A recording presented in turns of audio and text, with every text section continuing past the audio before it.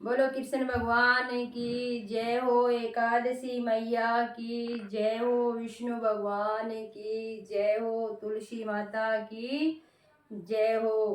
कार्तिक माह के शुक्ल पक्ष की प्रबोधनी एकादशी के व्रत की कथा सभी ध्यान पूर्वक सुने। युधिष्ठिर ने पूछा, श्री कृष्ण, मैंने आपके मुख से रमा नाम की एकादशी का महात्म्य तो सुन लिया था, लेकिन अब कार्तिक शुक्ल पक्ष में जो एकादशी होती है उसकी महिमा बताइए। भगवान श्री कृष्ण बोले, राजन, कार्तिक के शुक्ल पक्ष में जो एकादशी होती है उसका जैसा वर्णन लोक श्रेष्ठ ब्रह्मा जी ने नारद जी से किया था वही मैं तुम्हें बतलाता हूँ। नारद जी ने कहा, पिताजी, जिसमें धर्म कर्म में प्रवृत्ति कराने वाले भगवान गोविंद जागते हैं उस प्रबोधनी एकादशी का महात्म्य बतलाइए। ब्रह्मा जी बोले, मुनि श्रेष्ठ, प्रबोधनी का महात्म्य पाप का नाश, पुण्य की वृद्धि तथा उत्तम बुद्धि वाले पुरुषों को मोक्ष प्रदान करने वाला है। समुद्र से लेकर सरोवर तक जितने भी तीर्थ हैं वे सभी अपने महात्म्य की तभी तक गर्जना करते हैं जब तक कि कार्तिक मास में भगवान विष्णु की प्रबोधनी तिथि नहीं आ जाती। प्रबोधनी एकादशी को एक ही उपवास कर लेने से मनुष्य 1000 अश्वमेध तथा 100 राजसूय यज्ञ का फल पा लेता है। बेटा, जो दुर्लभ है, जिसकी प्राप्ति असंभव है तथा जिसे त्रिलोकी में किसी भी ने भी नहीं देखा है, ऐसी वस्तु के लिए भी याचना करने पर प्रबोधनी एकादशी उसे देती है। भक्ति पूर्वक उपवास करने पर मनुष्यों को हरि बोधिनी एकादशी ऐश्वर्य, संपत्ति, उत्तम बुद्धि, राज्य तथा सुख प्रदान करती है। मेरु पर्वत के समान जो बड़े बड़े पाप हैं उन सबको यह पाप नाशिनी प्रबोधिनी एक ही उपवास से भस्म कर देती है। पहले के हजारों जन्मों में जो पाप किए गए हैं उन्हें प्रबोधिनी की रात्रि का जागरण रुई की ढेरी के समान भस्म कर डालता है। जो लोग प्रबोधिनी एकादशी का मन से ध्यान करते हैं तथा जो इसके व्रत का अनुष्ठान करते हैं उनके पितर नरक के दुखों से छुटकारा पाकर भगवान विष्णु के परम धाम को चले जाते हैं। ब्रह्मन, अश्वमेध आदि यज्ञ से भी जिस फल की प्राप्ति कठिन है वह प्रबोधनी एकादशी को जागरण करने से अनायास ही मिल जाता है।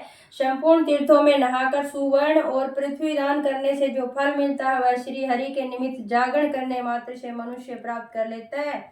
जैसे मनुष्यों के लिए मृत्यु अनिवार्य है उसी प्रकार धन संपत्ति मात्र भीषण भंगुर है, ऐसा समझकर एकादशी का व्रत करना चाहिए।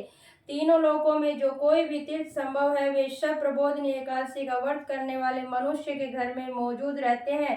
कार्तिक की हरि बोधनी एकादशी पुत्र तथा पौत्र प्रदान करने वाली है। जो प्रबोधनी को उपासना करता है वही ज्ञानी है, वही योगी है, वही तपस्वी है और वही जितेंद्रिय है तथा उसी को भोग और मोक्ष की प्राप्ति होती है। बेटा, प्रबोधनी एकादशी को भगवान विष्णु के उद्देश्य से मानव जो स्नान, दान, जप और होम करता है वह सब अक्षय होता है। जो मनुष्य उस तिथि को उपवास करके भगवान माधव की भक्ति पूर्वक पूजा करते हैं वे 100 जन्मों के पापों से छुटकारा पा जाते हैं। इस व्रत के द्वारा देवेश्वर जनार्दन को संतुष्ट करके मनुष्य संपूर्ण दिशाओं को अपने तेज से प्रकाशित करता हुआ श्री हरि के वैकुंठ धाम को जाता है। प्रबोधनी को पूजित होने पर भगवान गोविंद मनुष्य के बचपन, जवानी और बुढ़ापे में किए गए 100 जन्मों के पापों को चाहे वे अधिक हो या कम धो डालते हैं। अतः सर्वथा प्रयत्न करके संपूर्ण मनोवांछित फलों को देने वाले देवाधिदेव जनार्दन की उपासना करनी चाहिए। बेटा नारद, जो भगवान विष्णु के भजन में तत्पर होकर कार्तिक में परायण का त्याग करता है वह चंद्रायण व्रत का फल पाता है। जो प्रतिदिन शास्त्रीय चर्चा से मनोरंजन करते हुए कार्तिक मास व्यतीत करता है वह अपने संपूर्ण पापों को जला डालता है और 10,000 यज्ञों का फल प्राप्त करता है। कार्तिक मास में शास्त्रीय कथा के कहने सुनने से भगवान मधुसूदन को जैसा संतोष होता है वैसा उन्हें यज्ञ, दान अथवा जप आदि भी नहीं होता। जो शुभ कर्म परायण पुरुष कार्तिक मास में एक या आधा श्लोक भी भगवान विष्णु की कथा बाँचते हैं उन्हें 100 गोदान का फल मिलता है। उन्हें कार्तिक में भगवान केशव के सामने शास्त्र का स्वाध्याय तथा श्रवण करना चाहिए। मुनि श्रेष्ठ, जो कार्तिक में कल्याण प्राप्ति के लोभ से श्री हरि की कथा का प्रबंध करता है वह अपनी 100 पीढ़ियों को तार देता है। जो मनुष्य सदा नियम पूर्वक कार्तिक मास में भगवान श्री विष्णु की कथा सुनता है उसे सहस्त्र गोदान का फल मिलता है। जो प्रबोधिनी एकादशी के दिन श्री विष्णु की कथा श्रवण करता है उसे 7 दीपों से युक्त पृथ्वी दान करने का फल प्राप्त होता है। मुनि श्रेष्ठ जो भगवान विष्णु की कथा सुनकर अपनी शक्ति के अनुसार कथावाचक की पूजा करते हैं उन्हें अक्षय लोक की प्राप्ति होती है। नारद, जो मनुष्य कार्तिक मास में भगवत संबंधी गीत और शास्त्र विनोद के द्वारा समय बिताता है उसकी पुनरावृत्ति मैंने नहीं देखी है। मुने, जो पुण्यात्मा पुरुष भगवान के समक्ष गान, नृत्य, वाद्य और श्री विष्णु की कथा करता है वह तीनों लोकों के ऊपर विराजमान होता है। मुनि श्रेष्ठ, कार्तिक की प्रबोधनी एकादशी के दिन बहुत से फल, फूल, कपूर, अर्घ्य और कुमकुम के द्वारा श्री हरि की पूजा करनी चाहिए। एकादशी आने पर धन की कंजूसी नहीं करनी चाहिए क्योंकि उस दिन दान आदि करने से असंख्य पुण्य की प्राप्ति होती है। प्रबोधनी को जागरण के समय शंख में जल लेकर फल तथा नाना प्रकार के द्रव्यों के साथ श्री जनार्दन को अर्घ्य देना चाहिए। संपूर्ण तीर्थों में स्नान करने और सब प्रकार के दान देने से जो फल मिलता है वही प्रबोधनी एकादशी को अर्घ्य देने से करोड़ गुना होकर प्राप्त होता है। देवर से अर्घ्य के पश्चात भोजन, आच्छादन और दक्षिणा आदि द्वारा भगवान विष्णु की प्रसन्नता के लिए गुरु की पूजा करनी चाहिए।